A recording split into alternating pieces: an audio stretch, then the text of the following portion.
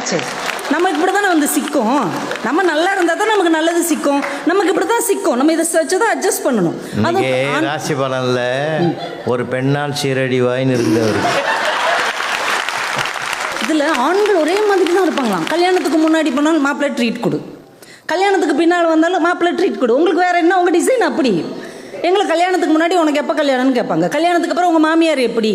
ஏன்னா எங்களுடைய டிசைன் அப்படி.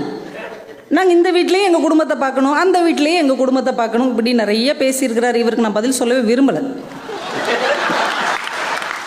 ஏன்னா இவர் நம்ம ஊருக்கார், எப்போ வேணாலும் கூப்பிட்டு அடிச்சுக்கலாம். நம்ம ஹூஸ்டனுக்கு வந்துருக்கோம், நமக்கு வசமாக தொக்கா 2 சிக்கியிருக்கு.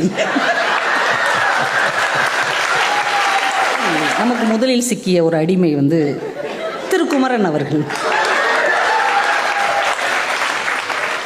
அவர் ஒரு அபூர்வமான மனிதர். நீங்கள் சொன்ன மாதிரி நாங்கள் சொல்ல மாட்டோம் சார். ஏன்னா ஆண்கள் ஒரு அபூர்வமான மனிதர்கள். ஏன்னா பெண்கள் தக்காளி ரசம் செய்வாங்க, பூண்டு ரசம் செய்வாங்க. அவர் தான் சமரசம் செய்வார். அவர் ஒரு சமரசிம்மா ரெட்டி. அதனால் அவர் அதெல்லாம் செய்வார். அவர் வந்து நடுநிலைமை தவறாதவராம். நான் கேட்குறேன், நடுநிலைமை தவறாதவராக இருந்தால் நீங்கள் எப்படி சொல்கிறீங்க? எங்கள் அம்மா சமைச்சா அப்படி இருக்கும், எங்கள் அம்மா சமைச்சா இப்படி இருக்கும். என்னைக்காவது ஒரு நாள் என் மனைவி சமைச்சா அப்படி இருக்குன்னு சொன்னால் எங்கள் மனசு எப்படி இருக்கும்? அப்படி இருந்தால் தான் நீங்கள் நடுநிலைமை தவறாதவர். இதில் வேறு கண்டுபிடிச்சிருக்கிறார் இவர். வேலையெல்லாம் விட்டு போட்டு, ஆண்கள் அனைவரும் இட்லி போன்றவர்கள், நாங்கள் குழி தோண்டி உள்ளே தள்ளினாலும் நாங்கள் கும்மென்று மேலே வருவோம். ஆமாம், ஆண்கள் எல்லாம் இட்லி போன்றவர்கள், பெண்கள் எல்லாம் தோசை போன்றவர்கள். ஏன்னா இட்லி கூட்டமாக தான் வேகும், தோசை சிங்கிளாக தான் வேகும். இதைத்தான் பெரியவர்கள் சொன்னார்கள், விட்டு கொடுப்பவர்கள் கெட்டு போவதில்லை, கெட்டு போகிறவர்கள் விட்டு கொடுப்பதில்லை. ஆனால் இந்த மனுஷன், நானும் எங்கள் ஊரில் எத்தனையோ மனிதர்களை பார்த்துருக்கிறேன். ஒரு $100 கொடுத்தா சூட்கேஸ் கொடுக்க போகிறான் உங்கள் ஊரில்.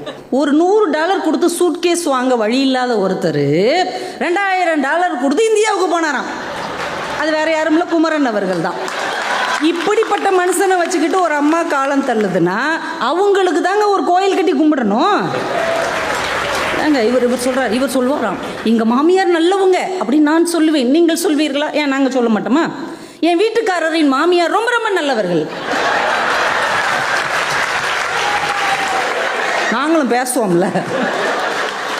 நம்ம விஷி சார் பக்கம் அப்படியே போவோம். அவர் தொடங்கும் போது நல்லா தொடங்கினாருங்க. பெண்கள் பக்கம் பக்கமாக பேசுவார்கள், பக்கம் பேசுவோம் அப்படின்னு சொல்லிட்டு அவர் தாங்க பக்கம் பக்கமாக பேசிகிட்டு இருக்கிறார்.